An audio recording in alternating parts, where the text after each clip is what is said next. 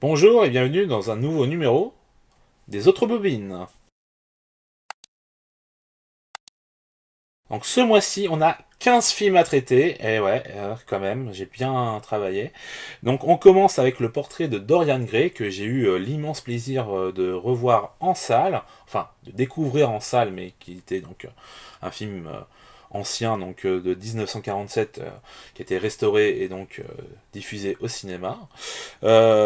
C'est un film plutôt intéressant, déjà parce que c'est l'adaptation d'un roman éponyme donc, de Oscar Wilde, que donc c'est un classique, mais en plus c'est un film où, sur la totalité quasi intégrale du film, on est sur du noir et blanc, et pour quelques plans sur ce portrait de Dorian Gray, on sera en couleur. Ce qui fait un certain effet, forcément, surtout à l'époque, j'imagine, peut-être un petit peu moins aujourd'hui, même si je trouve que ça marche. Donc voilà, c'est un film tourné en studio, ça se ressent assez quand même si ça marche, clairement, les décors sont assez beaux et tout, voilà, on est sur quelque chose quand même où on est, comment dire, avec une certaine élite, donc forcément, voilà, les décors sont assez majestueux, assez beaux. Donc, le sujet est tragique, ça, on va pas se le cacher. Le film, moi, je le trouve plutôt beau esthétiquement, comme je vous ai dit, même si il y a quelques longueurs dues au classicisme de l'œuvre. Donc ça, c'est un peu dérangeant, mais bon, on peut passer outre. La photo est particulièrement belle. Ce choix justement du noir et blanc, parce que du coup, s'ils ont pu mettre de la couleur, c'est qu'ils pouvaient faire le film en couleur. Moi, je trouve que c'est un choix du coup artistique assez important et plutôt bon, pour le coup. Donc c'est simple, effectivement, ce truc avec la couleur qui vient juste pour le portrait, mais en même temps, c'est efficace, on peut pas le nier. Donc voilà, c'est un beau film, même si, donc je vous ai dit, il y a quelques longueurs, donc clairement, c'est pas non plus un chef-d'œuvre. Peut-être qu'il y a eu d'autres adaptations de ce roman qui sont meilleures. Pour le coup, ce serait bien que je puisse les découvrir pour me faire justement mon idée. Donc voilà. Le vaisseau fantôme, là on est sur un film un peu du même genre, c'est-à-dire que pareil, je l'ai vu un peu dans le même cadre, donc c'était une ressortie voilà, au cinéma, donc d'un film de 1947, donc encore en noir et blanc. C'est un film, on va dire même une super production de l'âge d'or d'Hollywood, donc ça se passe en mer et tout, donc sur un bateau, voilà, donc forcément c'est le genre de truc assez technique quand même, et qui visuellement on met plein la vue, surtout à l'époque. Donc ça c'est plutôt cool, même si l'histoire est assez convenue, clairement c'est efficace. Les acteurs sont convaincants et on attend avec ferveur le moment où justement toutes les tensions vont éclater, parce que en fait ce fameux navire qu'on va suivre a repêché deux personnes à son bord, un homme et une femme, et ça va justement créer des tensions au sein de l'équipage, et vous verrez que cet équipage il est loin d'être tout blanc. Donc voilà, c'est vraiment très très prenant, et franchement c'est plutôt un film sympathique, mais ça va pas au-delà. Voilà. Ensuite, j'ai vu plusieurs courts-métrages donc de Antonin Peredjatko, réalisateur que j'apprécie énormément. Et donc là, j'ai voulu voir ce que donnaient ces courts-métrages. Donc j'ai vu notamment French Kiss. C'est plutôt sympathique, c'est une romance un peu forcée à Paris, où donc une américaine va débarquer soi-disant, et oui, parce que vous verrez qu'elle n'est pas du tout américaine. Voilà. C'est un ami qui présente donc cette fille au personnage qu'on suit, voilà, depuis le début. Et il y a, comme d'habitude chez Jaco, un côté absurde au niveau de la comédie, et ce qui est plaisant, mais qui là ne va peut-être pas assez à fond. Donc c'est sympathique. On n'a pas le temps de s'ennuyer parce que finalement ça dure que 19 minutes, mais c'est pas non plus foufou, quoi. Ensuite, il y a eu Panic au Sénat, donc toujours un court-métrage de Antonin Peredjatko, qui dure là 18 minutes, avec un casting peut-être un peu plus connu, mais pour le coup, c'est qu'est-ce que donnerait donc comment dire, un président écologiste radical au pouvoir. Donc justement, juste pendant cette période électorale, c'était intéressant de le voir. Et donc, on est encore dans quelque chose d'assez absurde, hein, toujours, hein, comme je vous ai dit chez Perry Jaco. Finalement, c'est sympathique, mais ça n'a pas grand intérêt, hein, même s'il y a des passages assez drôles et bien vus. Voilà, donc moi je le trouve un peu moins bon que le précédent. Tu vois. On enchaîne avec un film de David Ayer, Au bout de la nuit, avec Keanu Reeves et notamment Forest Whitaker, mais aussi Hugh Laurie, donc ce cher Dr House. Ici, donc, on est sur un film policier sur la corruption, avec des tueurs de flics. C'est assez bourrin, hein, comme d'habitude, hein, chez David Ayer. Mais finalement, le film est très classique et cliché, hein, même si, voilà, hein, ça se regarde. Hein. Le casting est quand même vachement important et ils font bien leur job. Mais le reste est quand même plutôt médiocre. Ce mois-ci encore, on poursuit donc avec des films où il y a donc Romy Schneider. Là, il s'agit donc d'une femme à sa fenêtre, avec Philippe Noiret et Victor Lanoux. Il s'agit d'une romance dramatique assez ennuyeuse. Hein. Voilà, à partir de la moitié du long métrage, je regardais l'heure tous les quarts d'heure, j'en pouvais plus. Voilà, pourtant le film bénéficie d'une bonne réalisation. Il y a aussi donc un bon casting, hein, comme je vous l'ai déjà dit. Mais rien n'est fait, hein, cette romance ne passionne pas, voilà. Pourtant, le contexte historique et politique pouvait être intéressant, mais pas là, non, non. Bon, franchement, non. Ce mois-ci également, je me suis fait donc des films de Nagisa Oshima, à savoir La Pendaison. Alors c'est inspiré d'un fait divers réel, hein, ça faut le savoir déjà. Donc ce qui rajoute un côté un peu glauque hein, du film. Il y a aussi un petit côté fantastique, hein, vous verrez, hein, à vous de voir. C'est une critique hein, de la société japonaise, du milieu carcéral et des gens qui y travaillent. Et surtout de la bureaucratie, hein, où dès que on va sur quelque chose qui n'est pas prévu par les règlements, on ne sait plus quoi faire. Ça c'est typiquement japonais, hein. Et clairement, ça va compliquer justement cette pendaison en question, ce qui est vachement intéressant.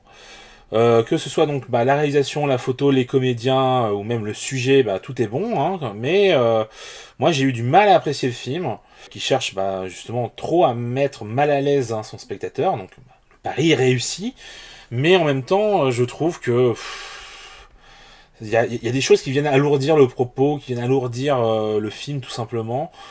Parce qu'il y a des fois où en fait ils vont être sur la reconstitution de certains événements, mais en jouant ce qui s'est passé face du coup aux condamnés, et puis ensuite ça va partir, donc je dis dans un côté un peu fantastique, où là du coup on comprend pas pourquoi, si c'est lui qui se projette, machin, voilà, c'est pas très clair, et bon, moi ça m'a un peu perdu en fait. Voilà. Mais le film est plutôt bon hein, sinon, donc à vous de voir si ça vous intéresse.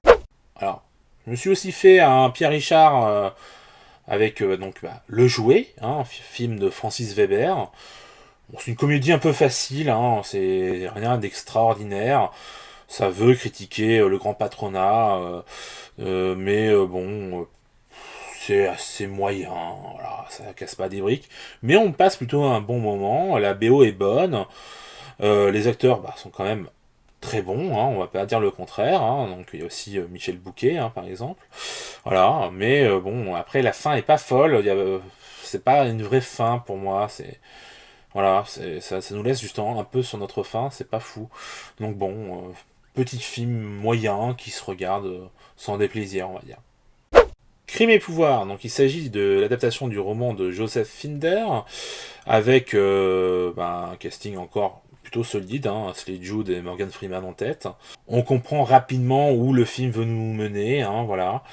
Donc, même si le film arrive à nous garder jusqu'au bout, hein, quand même, grâce à une mise en scène assez efficace hein, et un casting, donc comme je vous ai dit, de qualité, c'est plan-plan, quoi. Voilà. On continue sur les Romy Schneider avec La Piscine, donc c'est aussi l'occasion d'être avec Alain Delon ou Maurice René par exemple. Donc c'est un trailer en quasi huis clos, hein, on va dire, dans une villa. J'imagine vous connaissez. Donc on est vraiment avec un petit groupe de personnages. Et c'est ça qui va donc être intéressant, c'est les relations entre ces divers personnages, ce que ça va impliquer comme conséquence aussi, parce que au départ c'est juste les vacances d'un couple, et puis finalement il y a un de leurs amis avec sa fille qui débarque, et forcément ça va un peu chambouler leur projet, et ça pour les chambouler, ça va les chambouler, hein. Donc c'est plutôt sympathique. Moi j'avais vu en fait son remake américain, qui était plutôt aussi sympa, où on avait changé quelques éléments, mais rien de très notable. Voilà, finalement, c'était quasi une copie conforme. Et bon, bah, un peu comme du coup la version américaine, c'est sympa, mais ça casse pas non plus des briques, hein, parce que même si les personnages sont pas inintéressants, il y a quand même pas mal de longueur, et puis bon, l'histoire est quand même ultra simple, quoi. Hein. Donc bon, pas un grand film à mes yeux, ça reste quand même distrayant. Du coup, on enchaîne avec un autre film avec Alain Delon, à savoir Un flic de Jean-Pierre Melville. Alors moi, j'aime bien en général Jean-Pierre Melville, donc je m'étais dit, chouette, ça peut être cool. Sachant qu'en plus, il y a quand même aussi Catherine Deneuve dans le film, donc voilà, le casting était quand même voilà, assez conséquent. Mais finalement, c'est un film policier assez banal, hein. Et qu'est-ce qu'on s'emmerde.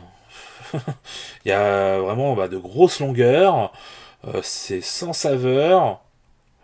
L'histoire, donc comme je dis, ultra banale, hein, rien d'innovant.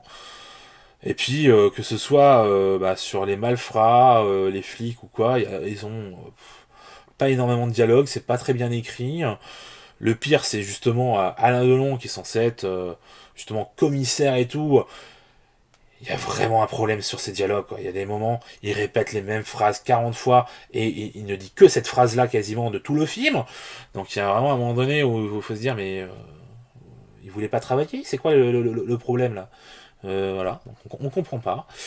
Et donc bah, c'est dommage parce que Melville nous habitue à beaucoup mieux, hein. Max et les Ferrailleurs, donc autre film encore avec Romy Schneider. Cette fois, elle est accompagnée donc notamment de Michel Piccoli. C'est un film policier très sombre, hein, signé Claude Sauter. Et même si donc, il y a un bon casting, que c'est en soi intéressant hein, comme histoire, ça manque cruellement de rythme, hein. Notamment peut-être parce que justement ça manque de musique. Et du coup, il y a aussi toute l'atmosphère qui n'est pas là. C'est finalement assez moyen, même si le final est assez inattendu. Mais ça suffit pas à relever le niveau du reste, quoi. Les plaisirs de la chair, donc de Nagisa Oshima. Là, on est sur l'adaptation du roman donc de Futaro Yamada. C'est un film très sombre, un nihiliste, qui fait partie des films à scandale du réalisateur, où il aborde des sujets tabous au Japon à l'époque, et même encore aujourd'hui, hein, pour certains, comme le crime et le sexe. Le montage est quelque peu décousu afin d'illustrer la paranoïa du personnage principal, avec notamment l'apparition de personnages fantomatiques qui sont finalement pas présents, hein, forcément. Tout ça pour nous mener à une issue des plus fatalistes, en toute ironie en plus. Donc voilà, c'est un joli film que je vous encourage à découvrir. On poursuit du coup avec Journal d'un voleur de Shinjuku, toujours de Nagisa Oshima. Et alors là, c'est pas du tout la même affaire, hein. C'est clairement celui que j'ai le moins aimé de tous ces films pour l'instant, de ceux que j'ai vus. C'est un film sur la contre-culture japonaise donc à Shinjuku, dans les années fin des années 60, qui était donc l'épicentre à ce moment-là justement de véritables artistes et tout qui essayaient donc de mener une certaine révolution culturelle, quoi. Et de ce fait, le film aussi s'inscrit là-dedans avec dans justement le genre du cinéma vérité, hein, et en captant certaines performances qui sont donc réelles, hein, avec de vrais artistes, hein, où il va y avoir même des interviews qui sont vraiment de vraies interviews et tout. Et en fait, le tout est assez foutraque, même s'il y a en fait une romance qui est au centre du film, qui va être là quand même comme fil rouge un peu de tous ces divers événements. Finalement, je sais pas, il y a quand même un truc qui est pas vraiment, ouais, c'est pas linéaire, c'est sûr, mais c'est même au-delà du fait que c'est pas linéaire, il y a pas vraiment une vraie histoire, quoi. C'est trop foutraque, quoi. Finalement, bah, on a presque l'impression que le scénario a peu d'importance, hein, pour eux, hein, que c'est vraiment plus ce qu'il veut montrer, c'est les différents événements et tout ça qui se déroulent, pour montrer un peu ce qui se passe donc à Shinjuku. Donc c'est pas inintéressant, hein, ça a plus un aspect finalement presque documentaire, mais quand on connaît pas la démarche du film, qu'on est censé voir donc bah, une fiction, on est assez dérouté, et moi ça m'a pas franchement plu, si vous avez envie de vous plonger dans ce film, sachez ce que vous allez voir.